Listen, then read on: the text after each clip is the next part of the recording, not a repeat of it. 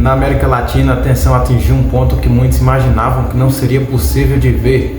Nicolás Maduro, o ditador que arrastou a Venezuela para a fome, para o caos econômico e para a miséria social, resolveu simplesmente desafiar nada menos, ninguém menos, que os Estados Unidos.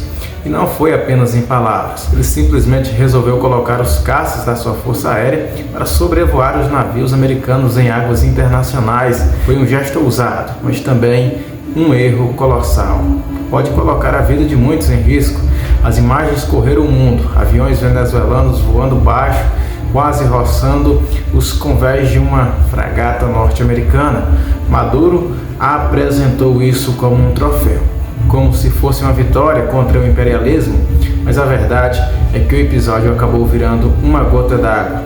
Donald Trump, presidente norte-americano, de volta ao centro das decisões, reagiu de forma dura, direta e sem rodeios. Deu ordem para as Forças Armadas dos Estados Unidos abaterem qualquer força venezuelana que se aproximar ali dos navios ou das bases navais norte-americanas que estão ali ancoradas nas águas internacionais próximas à Venezuela, na região caribenha. Essa ordem muda completamente o jogo agora. Não é mais apenas uma troca de provocações. Agora, qualquer movimento em falso pode resultar em um avião derrubado, em pilotos mortos, em um confronto direto entre as duas nações. Inclusive, pode colocar aliados também nessa guerra. Maduro apostou alto, mas talvez não tenha percebido que entrou em uma partida para a qual não tem as cartas suficientes na mesa. Um país já devastado economicamente, socialmente, moralmente, e agora pode ter a cartada final, com Donald Trump agindo aí, dando as últimas cartadas. E aqui é importante lembrar quem é Nicolás Maduro, um homem que herdou de Hugo Chávez, uma Venezuela já se cambaleando, frágil, mas ainda com algum resquício de estrutura. Hoje, depois desses anos da ditadura que foi imposta lá, o país está em frangalhos. Faltam remédios, falta comida, falta energia e falta esperança. Milhões de venezuelanos fugiram pelas fronteiras, atravessaram a Colômbia, o Brasil e outros países em busca de sobrevivência. Inclusive aqui no nosso país tem muitos deles recebendo Bolsa Família, auxílios sociais, e outros apenas recebem e voltaram para lá viver a riqueza aqui do Brasil. Maduro, sem legitimidade alguma, se mantém no poder pela força, pela pressão armada, pelas prisões arbitrárias, pelos assassinatos políticos, mas acima de tudo, pelo dinheiro sujo do narcotráfico. E é aqui que entra a explicação para a escalada recente. A Venezuela não é apenas uma ditadura isolada. É hoje o coração de uma rede criminosa internacional, o chamado Cartel de Los Soles, formado por militares e generais venezuelanos, é o principal motor da economia paralela do regime.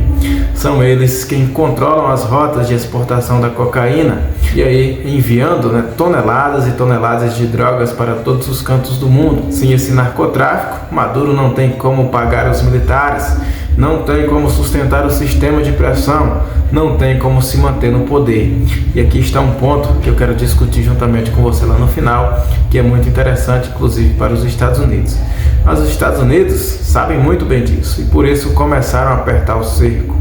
Fragatas, navios, submarinos e aviões americanos já interceptaram diversas embarcações que saíam ali da Venezuela carregados com essas drogas, toneladas de drogas que partiam para todo o mundo. Em uma dessas operações foi registrada a maior apreensão da história, uma quantidade de cocaína jamais vista, avaliada em bilhões de dólares inclusive, que foi interceptadas aí nas águas internacionais. E aí esse golpe atingiu em cheio o caixa desse ditador perverso. Foi aí que Maduro perdeu a cabeça quando perdeu os bilhões. Tentou responder de forma teatral, enviando caças velhos ultrapassados para tentar intimidar a marinha dos Estados Unidos. Ele acreditava que poderia sair por cima, mostrando ao povo venezuelano que estava enfrentando o inimigo imperialista, como ele mesmo disse na TV estatal. Mas esse cálculo não saiu muito bem feito, saiu um tiro pela culatra. Trump não deixou barato. Autorizou o uso da força letal contra qualquer avião venezuelano que tentar repetir essa manobra. Em termos militares, é como acender um fósforo em um barril de pólvora. Pode causar aí um grande estrago dentro da Venezuela a qualquer momento. Mas o mais cruel é que Maduro não pretende colocar apenas aviões nessa briga.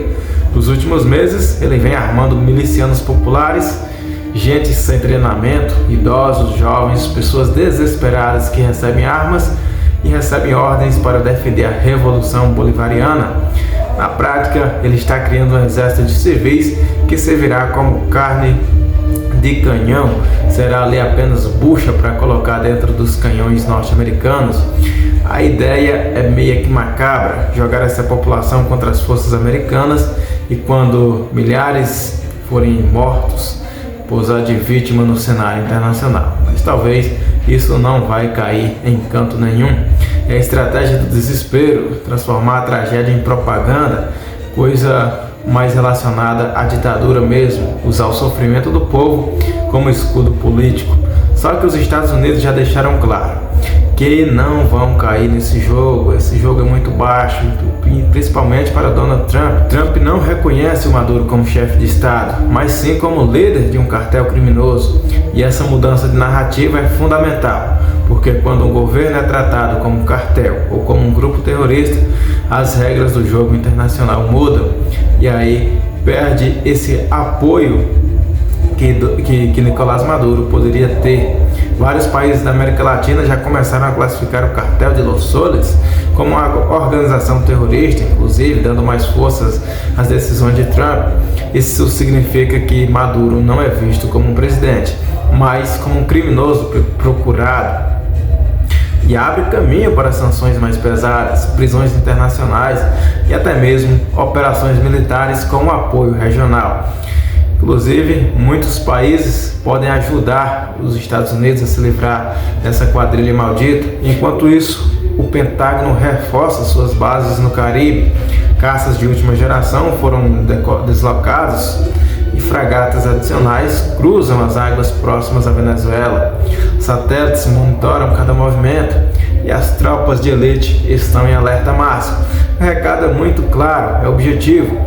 Qualquer passo em falso pode custar caro demais para Maduro. Talvez o que até agora tenha ficado em ameaças pesadas pode acabar sendo aí o fim do ditador. O que se desenha é um cenário que pode redefinir aí o destino da Venezuela e até mesmo da América Latina, porque se a ditadura cair, será um duro golpe contra esse narcotráfico internacional. Um recado a todos aqueles que ainda insistem em transformar países em fortalezas do crime. Pode ser um recado também para outras organizações criminosas em todos os países. E aqui no Brasil não dá para deixar de notar a semelhança na estratégia política. Vamos trazer aqui um pouquinho do que pode ser comparado.